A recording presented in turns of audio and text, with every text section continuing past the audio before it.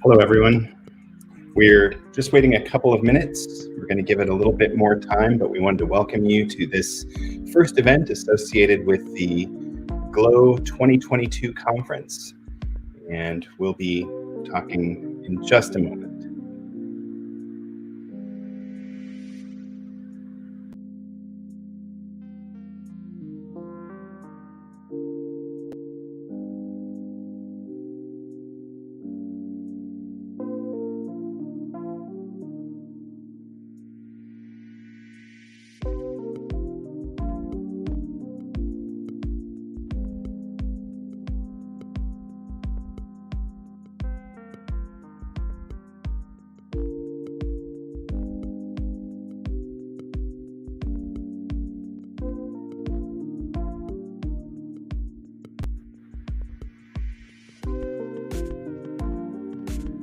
Hello, everyone. I'm going to take just a second to give folks some more time to get here. We are excited to see everyone today. And welcome to everyone for this presentation about presentations. It's so meta, but not that meta. That's not so cool.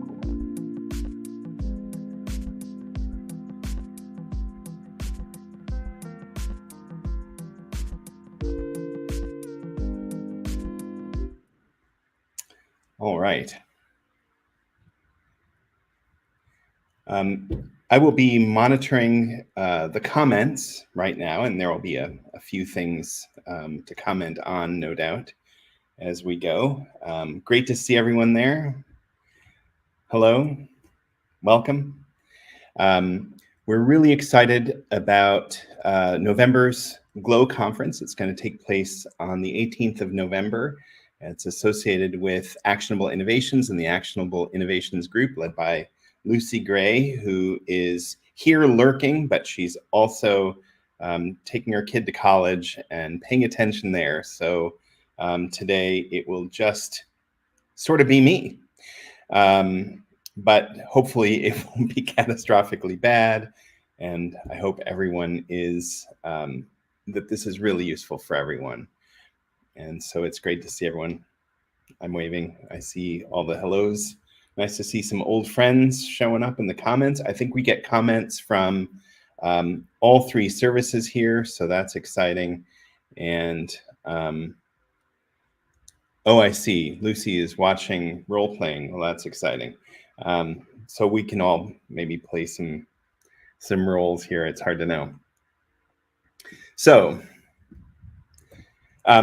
today, I wanted to talk a little bit, give a few short principles for helping you design a better presentation.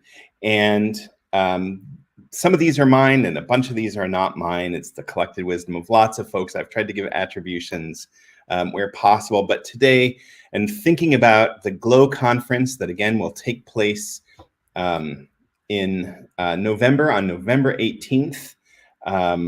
So we're just wanting to help folks make better presentations, and we're really looking forward to your participation in that great conference that's coming up. A focus on global competencies.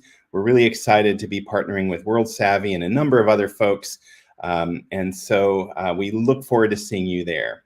So today, I'm going to talk about making presentations that pop, and not just, regular presentations. And hopefully there will be a few practical principles here that you can take advantage of as you build your presentations for the GLOW conference. So I wanted to begin with a bit of wisdom from Edward Tufte. We've all sat through presentations that are just miserably bad. And Tufte has a great book. If you don't know Tufte's work, he's a visual information guy, and he has this great book about PowerPoint and how PowerPoint affects us cognitively. And so I don't want us to commit any deaths by PowerPoint here, and hopefully I won't commit that today either. So I wanted to start with a little metaphor, thinking about visual design and how we design presentations when we're making a presentation. So for a long time, I lived in Abilene, Texas.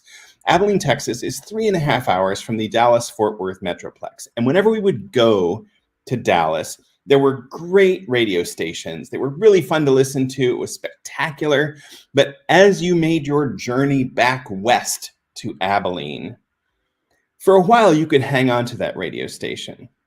But as you drove west farther and farther, you started to get more static.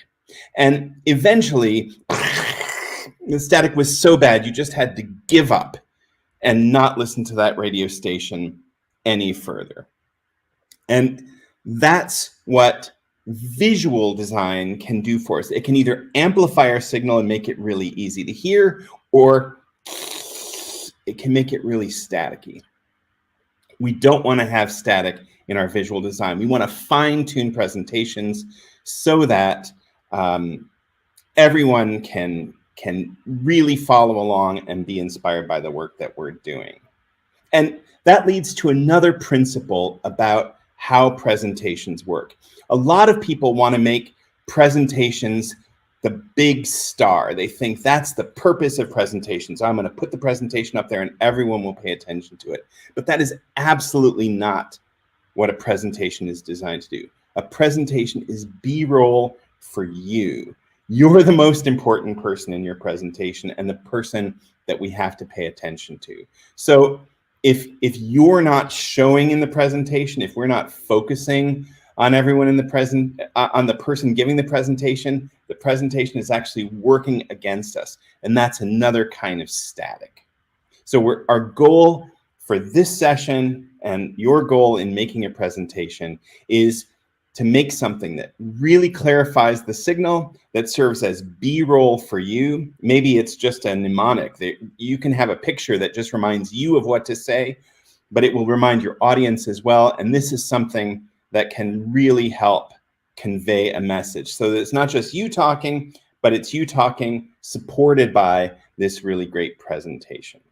So I want to start with 4 really easy design principles. I didn't make these up. These are from Robin Williams, not the comedian, but Robin Williams, who works for Peach Pit Press and has done all kinds of great things. And she has some lovely books. She has a great book called The Non-Designer's Design Book. And these are taken from that. And they're really great principles to learn. And the first principle is contrast. Our eyes as humans are drawn to the points of greatest contrast first. So we'll see the brightest thing on a dark background or the darkest thing on a bright background, the colorful thing on a gray background. We'll look at that point of contrast very first, and that will attract our attention. So if you want us to pay attention to something, make it big, make it dark, make it bright, make it contrast. That's a really important principle. And along those lines, what a lot of people think is high contrast is, I will use all caps. So I see a lot of people do this with titles, and I see a lot of people do this with important text. We're going to make it all caps. But if you think about the way a letter is built, the thickness of the lines, it's called the stroke of a letter, it's all pretty much the same. So if we compare the space inside of the letters and we put that together, a kind of astonishing thing happens. The thing that has the highest contrast, that's the densest, is not capital letters. It's upper and lowercase letters. So if you want to make things really pop, don't design in all caps. Plus, there's a second problem with all caps. If you think about the shapes of letters, almost all of the capital letters are some kind of rectangle. And what that means is our brain has to work extra to try to figure out which of those rectangles that letter is. And our brain working extra is static. So we don't want to increase the static, we want to decrease the static. Lowercase letters have a lot more kinds of shapes, and so it's much easier for our brain to process lowercase letters.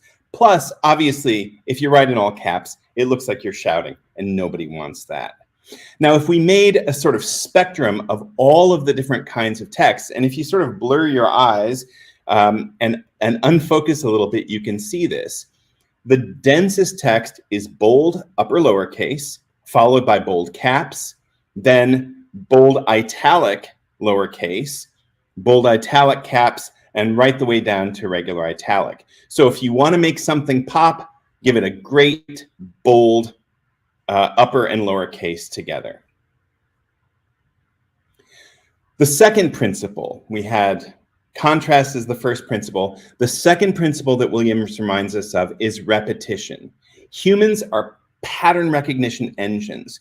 We start seeing patterns. We even see patterns where they don't exist, like we'll see a person's face in a piece of toast, for example. So because we're so focused on patterns, we start finding patterns and looking for patterns from the very beginning. And so if you alter a pattern, it will catch our attention, which is great. But if you alter a pattern all the time, we just get confused. It's hard to tell, like, wait a minute, is there a pattern here? Like last time the title was on the left side and now the title's on the right side, and the next slide the title's on the bottom. Is there a difference between those? Because maybe there's a... So set up a pattern, follow that pattern, and when you break the pattern, then we'll notice. You can break the pattern to call our attention to something, but use repetition as a way of helping us. Okay, I understand what this slide layout is. This slide layout is for illustration, and this slide layout is a title slide, and this slide layout. And once we sort of see that pattern, it diminishes the static and amplifies the volume for us.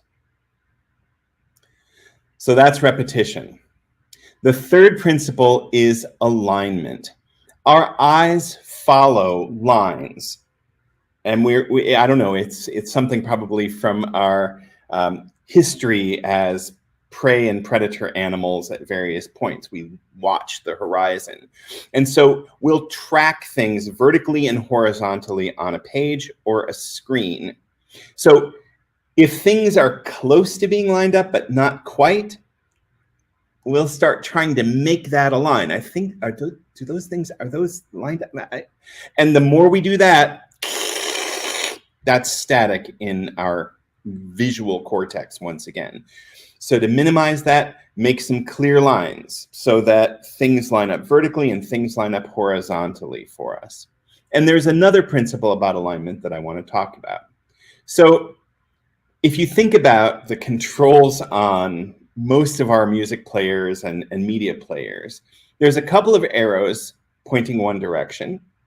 There's a couple of arrows pointing another direction. And then in the middle, there's another kind of symbol. And this is a great sort of metaphor for thinking about how to line stuff up on a screen or a page. Lining stuff up with a left alignment, that is sort of traditional. It points to something stable. It points to something from the past. Lining things up on the right side, oops, I'm pointing the wrong direction. Lining things up on the right side of the screen, that actually makes us think more of the future, moving forward. It's getting to the very next thing. If we align things in the center or we balance things, there's no energy. There's no energy either direction. We're not pointing towards the past and we're not pointing towards the future. We're just kind of in the middle, which is okay. That can tell us something about stability. It can tell us about that this is, a principle, something that is not going to change. But if you want us to think about movement, if you want to create a little motion, visual motion in your slides, think about left and right alignments. And that's a great way to help us get a sort of feeling of motion in your slide. So if the slide is a little bit imbalanced towards the left, it will feel traditional. If your slide is a little bit, and it's kind of leaning backwards if you think about it. If you line stuff up towards the right, it'll make it feel a little more future, like we're moving to the next thing. We're turning the page on that next thing, because in many cultures, we read from left to right. So that's kind of a way to think about that. And in media culture, that's always the way those arrows point. So we had contrast, we had repetition, we had alignment, and the last principle is proximity. We want to group things together visually into chunks. I often like to ask people, how many things are here? And everyone always says 2. And there are 2 things, there are big things with little things underneath them as categories. I mean, there's actually 10 things here, but because of the way we've organized them, it feels like 2 things. And that's really important. We want to use groupings, visual groupings, to give people a bite. If I can look at this slide and very quickly process that there are these 2 kinds of things, and even within each of those things, there are 2 categories of information. There's a visual sense of this that helps people take a bite, chew it up, digest it, and then they're ready to move on. So if you think about those 4 principles together, we have contrast, we have repetition, we have alignment, and we have proximity. So she actually doesn't do this in her books, but it's an easier way to remember it if you think about crap. We want your presentation to be full of crap, but not crappy. We wanted to use contrast, repetition, alignment, and proximity as a way of organizing the information visually for us.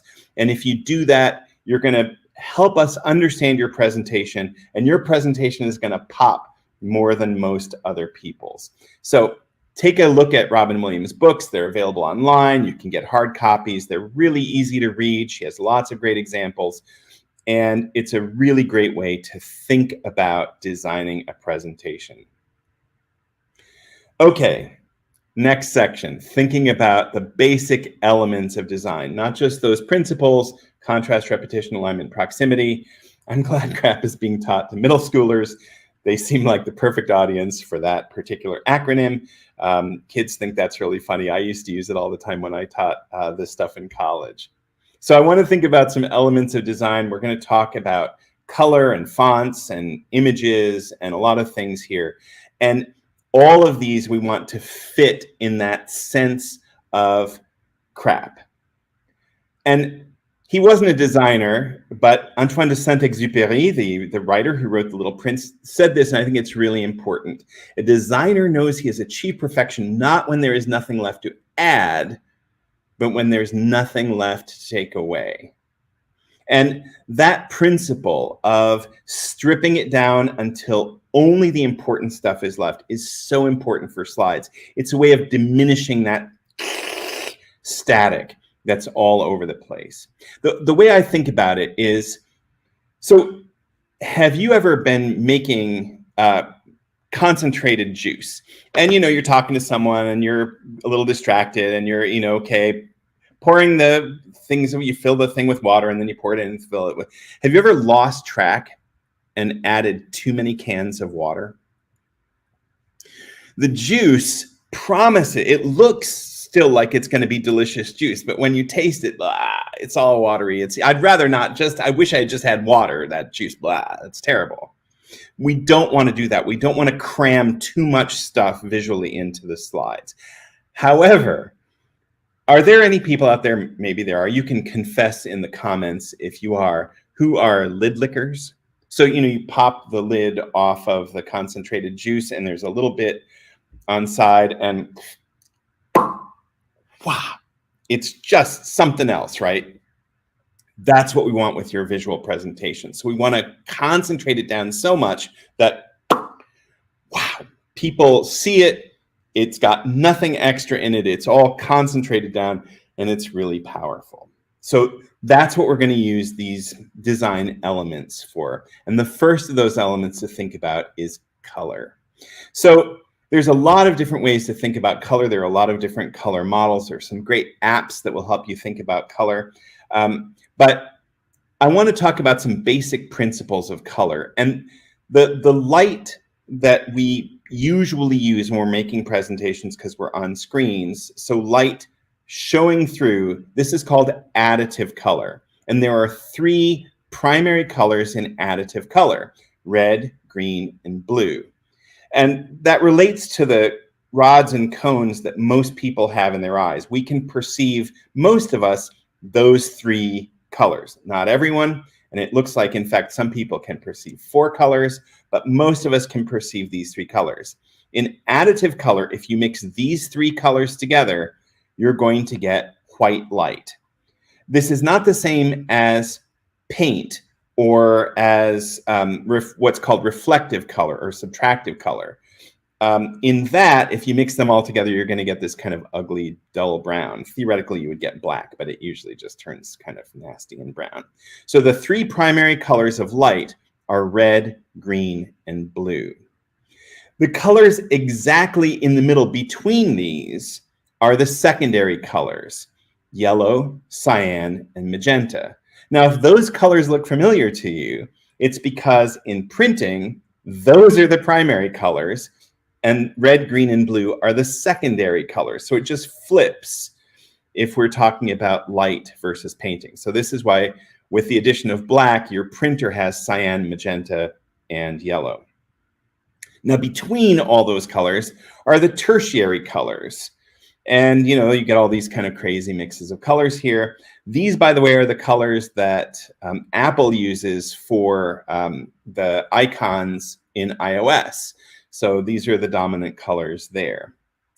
But those different kinds of colors give us some opportunities. So if we add black to those colors, we get shades.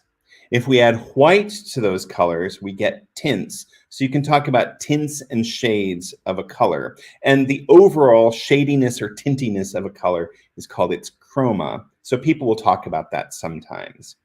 But thinking about color and the way it works, if you choose neighbors that are kind of next to one another, for example, if you choose colors along the bottom edge of the color wheel over here, just kind of over there, they feel pretty good together. They work together. There's not a lot of splash, but they feel nice. So choosing neighbors on the color wheel can really give people, give your slides a kind of feel together. That's sort of nice. And you might choose, the colors that are near one another and make one of those more of a tint and one of those more of a shade. And you'll get a nice ability to contrast, and those things will feel good together. You can also pick colors that are sort of opposite one another. These are called complementary colors. So I've picked the colors, the yellow and orange from the top, and then I've gone across the color wheel down here to get blue. Because those colors are on opposite sides of the color wheel, there's a lot of energy in them. And that feel is really something. So have you seen these colors before, by the way? You have, in fact, just a second ago, because those are the colors in the orange juice container. Now, why would they choose orange and yellow and blue together? Well, the orange and yellow are sunshiny and they feel fun. By the way, these are all very culturally built.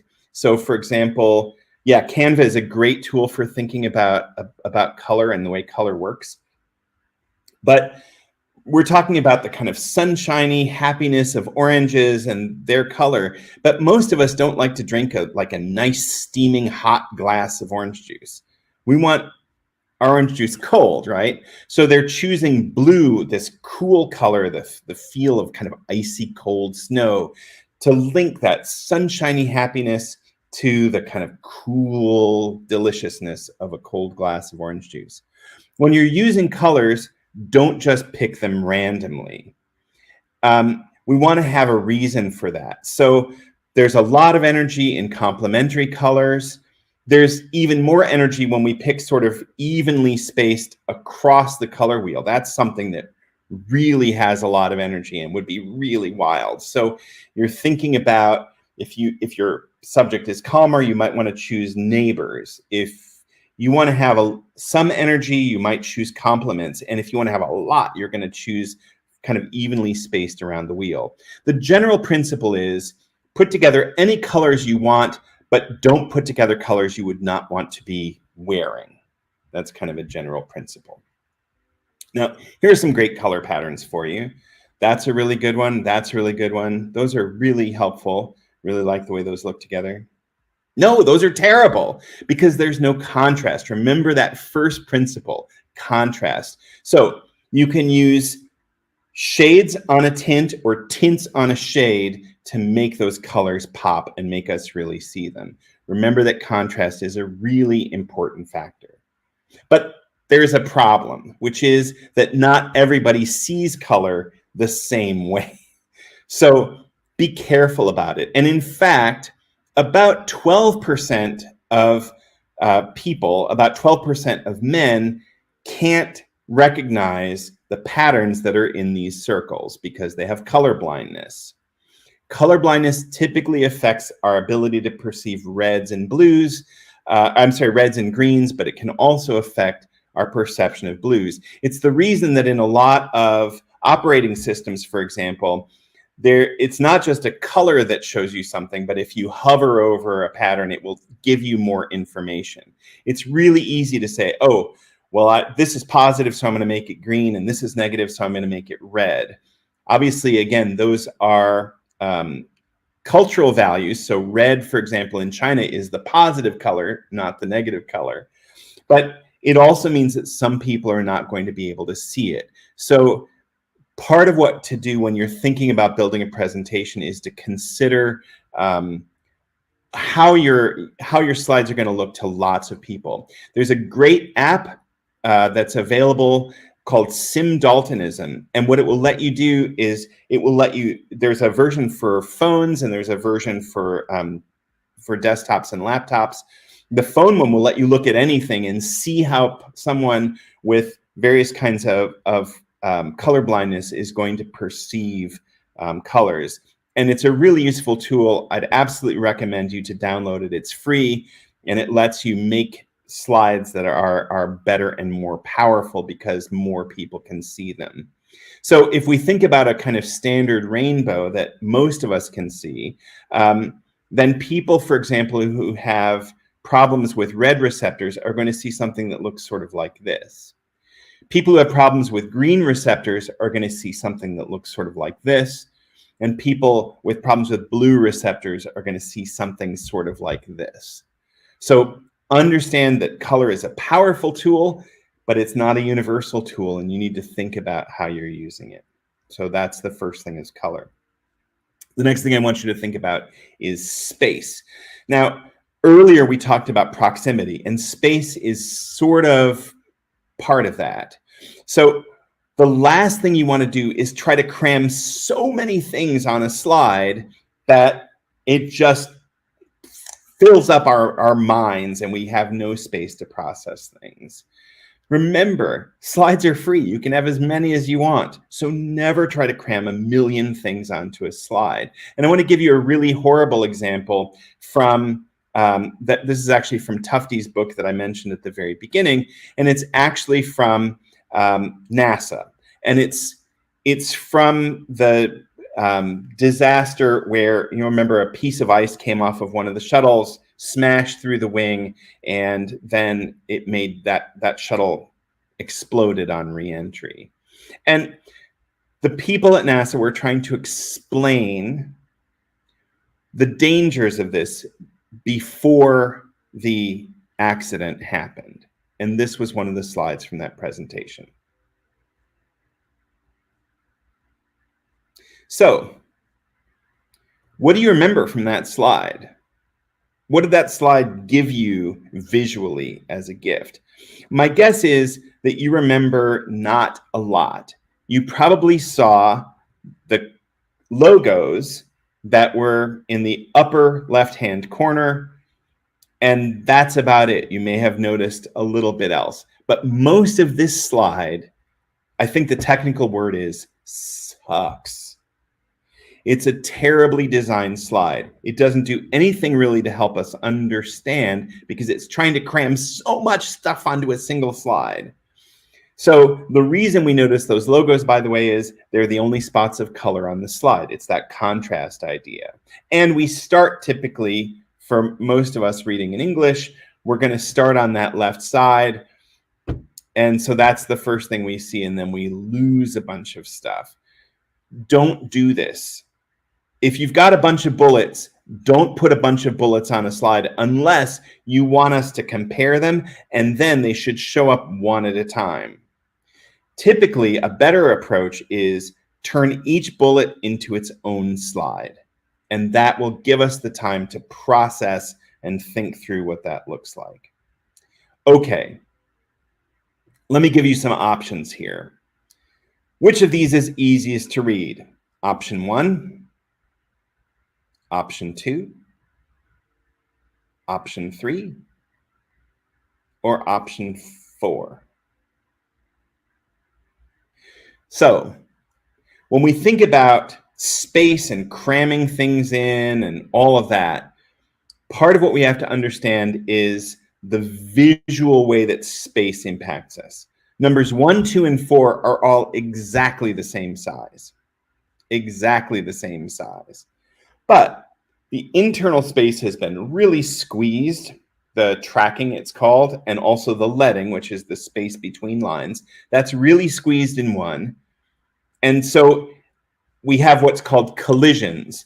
The things hanging down in the letters and the things sticking up in the letters collide with each other, and it makes it really hard to read. Our brains have to work extra to process that. And that extra brain work is static. The problem with number 2 is there's so much space that our brain has to work extra hard to try to put those letters back together into words. That extra processing is also static. The problem with number 3 is it's just too small. How small is it? Well, it's bigger than you would ever use in print. That is a 30-point font, but it's really tiny on a screen. As a general rule, don't use fonts less than about 50 points on a screen. You want something that is really big. 4 works because it's big, it's got enough space that we can recognize the letters easily, but not so much that it all falls apart. Let's try another set here. Which is easier to read, number 1 or number 2? They're exactly the same, by the way. The text in them is the same size, the same setup, everything's the same. The only difference is the distance of the frame. Number 1 feels like, help me, I'm suffocating. It's so cramped together that it makes it hard for us to read. That line actually collides with the text. Number 2, there's adequate breathing space around the box. And this is true whether that box is made of a line or whether it's made of a background. Giving us that space is going to help us process the information visually. I typically like to leave the space between the very bottom of a line and the bottom of the next line. If you leave that on all sides, that's a pretty good principle for giving us a good visual design. There's a challenge that some applications have, and that challenge is that when you try to put them inside of a box and make kind of justification so that it's lined up on each of the sides, it does this to it. And this makes it really hard to read too. In typography, we call this rivering because this kind of river flows through the text, this river of space. And that river, again, makes it really hard for us to, we're looking for the pattern and this space is really big and that space is little and that's static. The rule is whenever you use a shape, whether you're inside the shape like number 2 or outside the shape like next to this circle, we want our text to connect, to flow around that shape or to match that shape. If it doesn't, it's called trapping. It traps visual space and that creates extra static for us. So we want plenty of space, but if it gets too big, the space itself can become a problem. Space is just as important as content in a text, in a visual slide. So let's think about text for just a minute. If we look at fonts, there's a few different kinds of fonts. I'm only going to talk about 3. There's lots of kinds. But this is a serif font. And serif fonts have this little lines at the beginning and ending of the stroke. So if you see there's the shape of the S right over here, and it has this little thing at the beginning and this little thing, oops, I'm reaching above my camera. Anyway, this little thing at each end of the stroke. That's called a serif. Serifs were invented a long time ago. Many people think they started when people were trying to chisel letters into stone. Having this beginning and ending point help that letter be clearer. But it helps us visually, it gives us a little bit of extra information that we can use to process the letters, and it makes things easier for us to read when we're reading a lot. Most printed books use serif fonts. Now, serif fonts can feel traditional, they can feel stable, but they can also feel a little old-fashioned. So it's something to think about. You can use this one is a fairly modern serif font. It's kind of a cool one, but serifs usually feel sort of traditional and whatever. There are some other things to notice here about a letter. Descenders are the things that stick down, ascenders are the things that stick up, and counters are the spaces inside of the letters. There's also an important principle here, which is the heights of the letters. So the cap height is the height of capital letters. That makes sense. And the X height is the height of the lowercase letters. So we typically want something that has a cap height to X height ratio of about like the X height needs to be about 2/3 of the cap height, and that'll be really readable. Oh, hang on just a moment here. Lucy is texting me. Okay, a sans serif font doesn't have those little marks at the beginning and ends of the stroke. So these are very easy for us to read at very large sizes and very small sizes. So in most of your presentations, this is going to be the kind of font you want to use for a lot of the information, unless you're having people read a lot, which is usually not a great idea. This one, you'll notice, has a larger X height to cap height ratio, so that the X height is quite a bit bigger. This is Helvetica. And these are very clean and modern. They make us, but they can also feel a little mechanical and a little bit cold. Display fonts, well, they're just sort of decorative. So this font doesn't feel sort of traditional and staid like a serif font, and doesn't feel sort of clean and modern and, you know, forward-looking like a sans serif. This one feels a little bit, that's a really cool font. I love that font. That's a really great font. Because this font, of course, got used a lot in the 60s, and it has that sort of connection. Display fonts are really nice, and they can very quickly give us lots of different kinds of feelings. They're designed visually to evoke something. But they can really cause a problem if we use them too much. So my training, my background is I'm a medievalist, and I would a lot of times get people, I would get students who would turn in papers or do projects like this. Hey, you're going to love this. I did this whole thing in this medieval font. It's horrible to read. You want to think about display fonts like seasoning in a dish. If it gets over seasoning, we can't taste the dish. So you can just sprinkle in a couple of letters, and that can give us this feeling, but it doesn't then make it so that we can't eat the dish. It doesn't, too much display font is static. Okay, almost done. I want to take a minute to talk about images. And I've adapted this example from a guy called Gar Reynolds, who has a great book called Presentation Zen. But I want you to look at this image.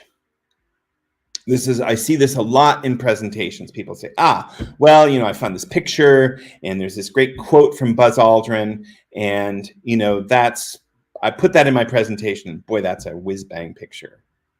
But there's a problem here, which is, well, there's a bunch of problems here.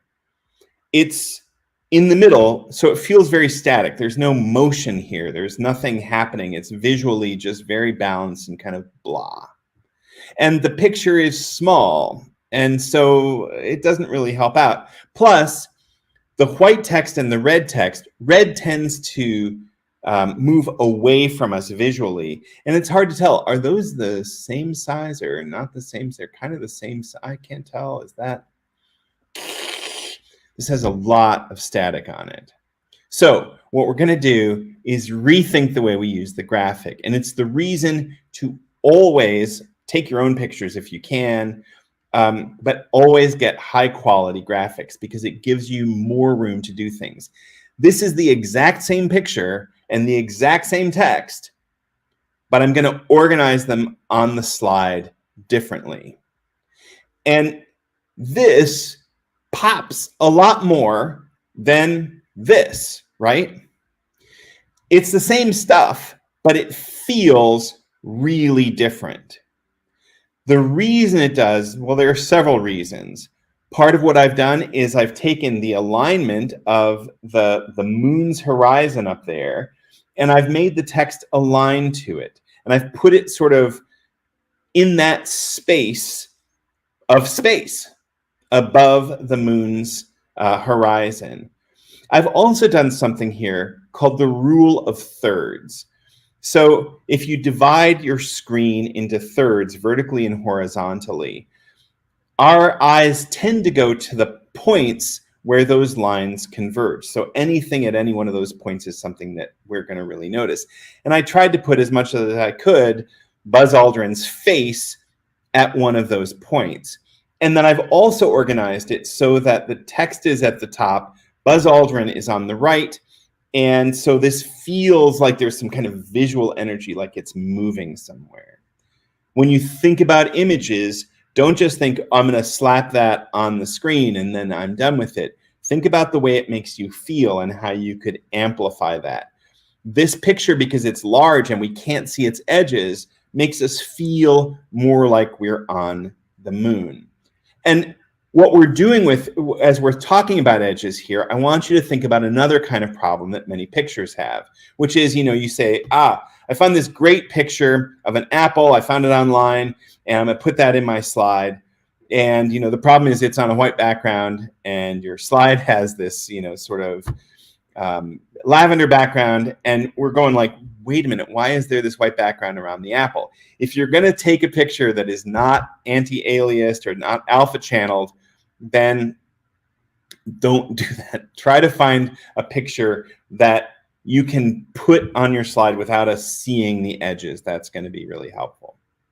Sometimes we have a picture that we just love. This is the Dartmouth Women's Shooting Club from 1920. I think this is a great picture. It's a really fun picture. The problem is it's a hard picture to put text on. And if you wanted to put text on it, it's really, really hard for us to see that text because there's so much junk in the background, all those trees and branches and stuff like that. Even if I make the font big, it's really hard to see. So what you can do is put a semi-transparent box behind the text.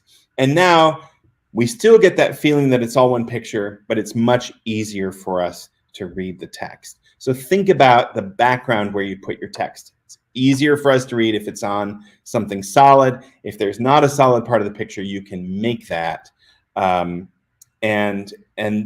using a kind of semi-transparent box. And in this day and age, there is never, never, never, never a reason to use really crappy clip art. Unless you're going to make fun of it, then it's okay. But just stay away from it. The last thing I want to talk about today is motion. And I want you to remember that motion is a tool, not a toy. So we can use motion for a couple of things. We can use motion to reveal new information. We can use motion to help us focus on a thing. We can use motion to connect ideas together, and we can use motion to illustrate. So that's the reason to use motion. A lot of times we're building slides or making presentations, and the motion just sort of, well, I don't know, I just put it on there. I put on a funny sound or whatever.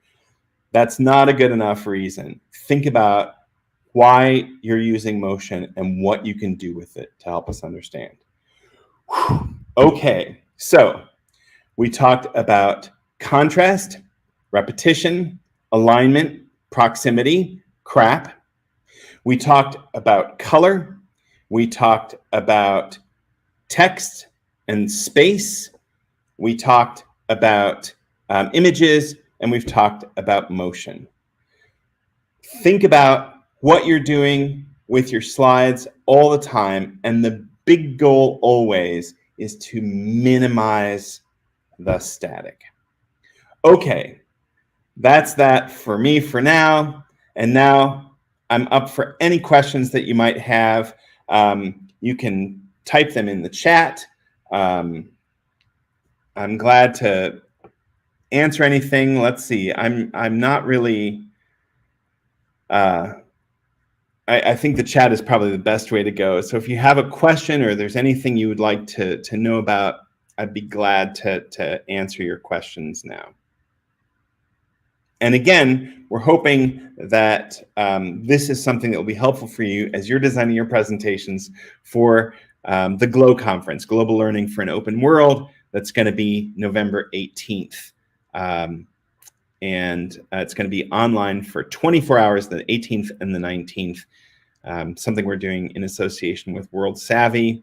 You can find out more information about the GLOW conference if you want to submit a presentation, or you can follow the ticker here. I'm going to change that now. If you want to learn more about actionable innovations, you can get information here, and you can join our group. And let me know if there are any comments.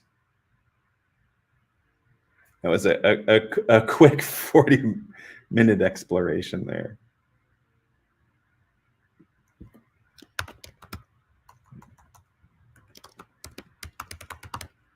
Does anyone have any other pointers or anything that you want to share?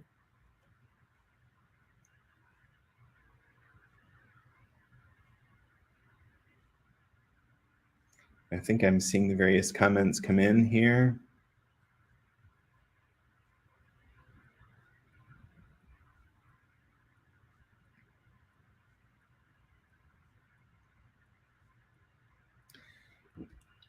All right. Well, I'm not seeing a whole lot, so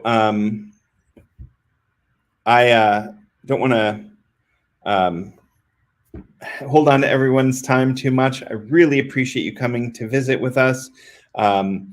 This is being recorded, I hope, and hopefully everything will be useful. But we'll post this up, I think, in the Actionable Innovations community. Again, you can get more information here at actionableinnovations.global.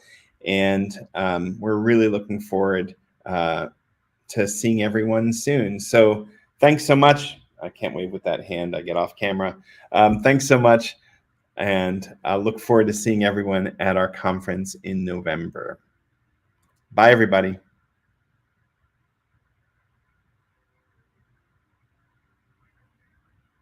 Oh, someone said, I hate for people to read the slides to me. That's absolutely right. You should never, the only reason to read the slide out loud to someone is because you want to call special attention to a part of it. But your slides should be either readable on their own, which means just a few things on a screen, or you should deliver the quote if you want people to have it. But remember, the slides are B-roll for you, as I said at the very beginning. You're the star of your presentation always. The slides are just there to help you out and to support you. All right. Thanks, everyone. We're going to end a little bit early today, but I really appreciate everyone being here. So long.